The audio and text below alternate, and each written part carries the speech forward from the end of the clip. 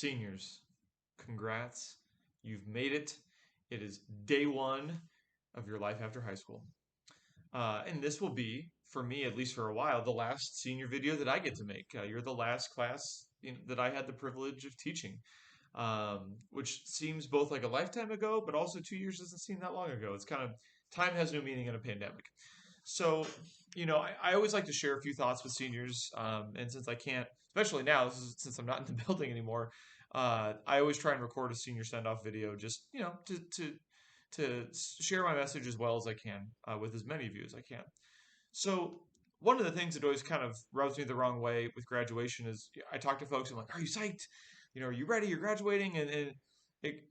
There's not necessarily a whole lot of energy there because I think for a lot of you, graduation seems a little mundane, routine. It's expected, which it is. But because you're surrounded by a number of folks who are also accomplishing the same thing, it doesn't seem like a really big deal to you. And that always kind of bothered me. If you were in my AP World class, you know that I've said something similar about the AP National Exam, where I've noticed that a lot of students don't think it's a very big deal that you're taking the national exam, and I couldn't disagree more. Um, and I just think that's because we have a natural tendency to say that, well, if a lot of other people are doing it, it must not be that special, which is just, I mean, that's malarkey, right? Because thousands of people run the Boston Marathon every year, for example, and yet it doesn't make it any less impressive that they all managed to finish the 26-mile race.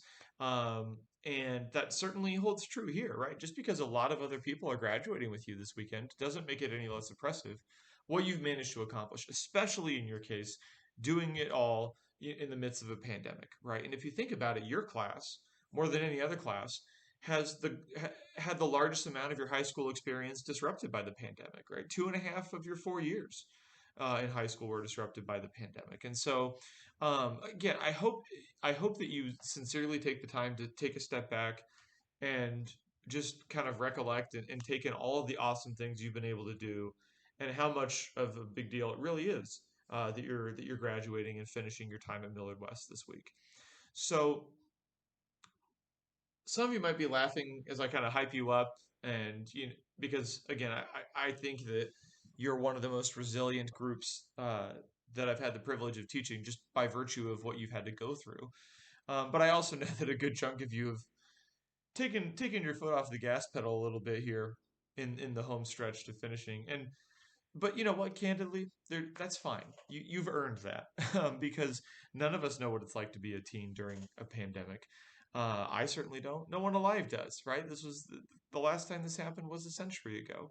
And so again, don't let any of that diminish the significance of what you're celebrating this weekend. And I hope you do truly take the time when you're at graduation to soak it all in, to look around, um, and because you get one of these, right? Um, and the pandemic has disrupted things for a lot of us, for all of us.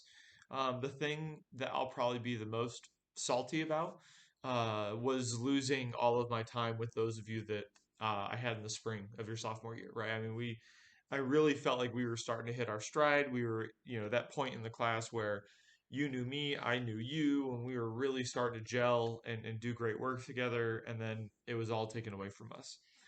And the reason why that's always going to sting with me a little bit really comes down to, I mean, I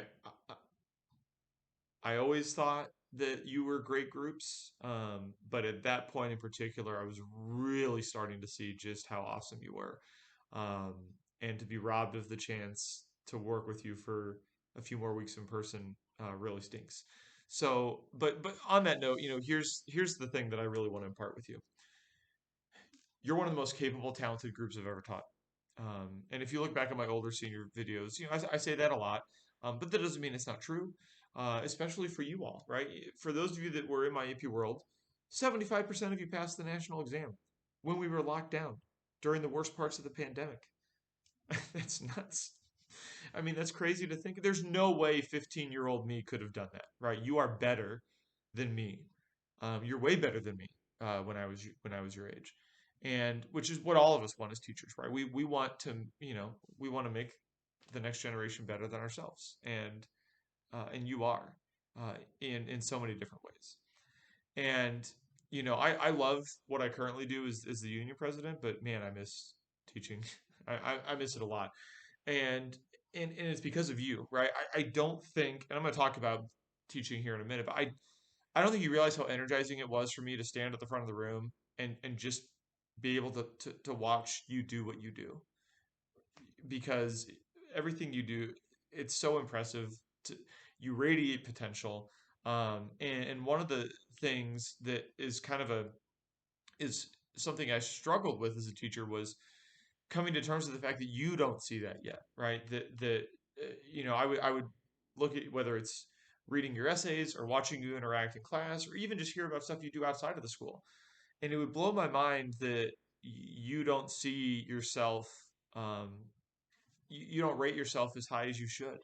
Um, and I hope you sincerely think about that as you move on in your time after high school, that you are seriously awesome human beings, and that you are seriously capable of doing things that will go on and change the world.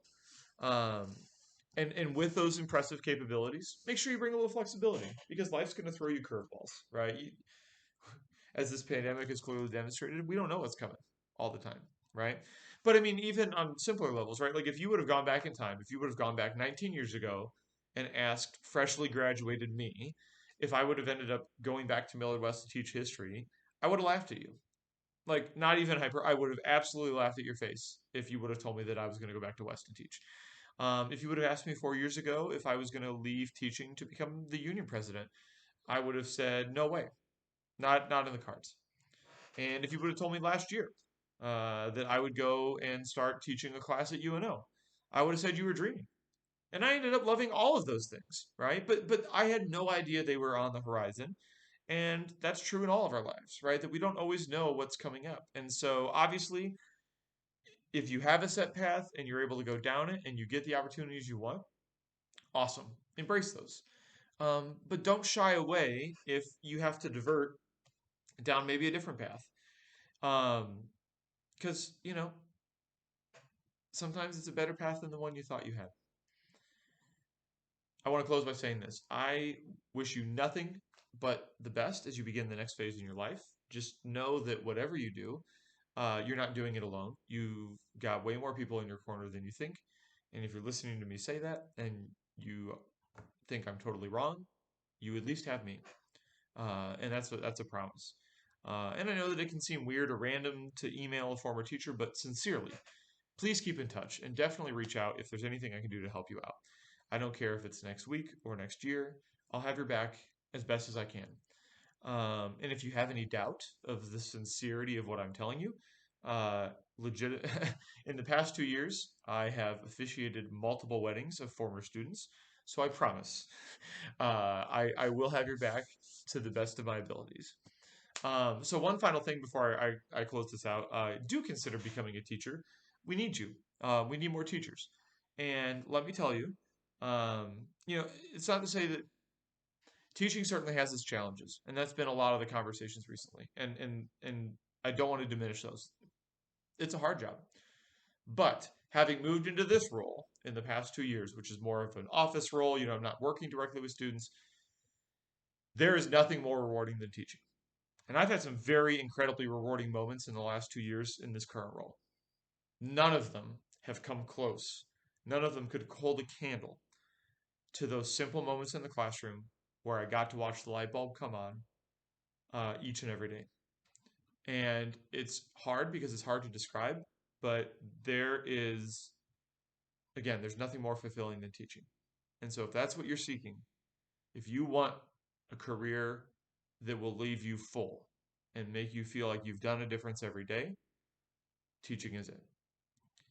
So I want to close by saying wishing you the very best luck.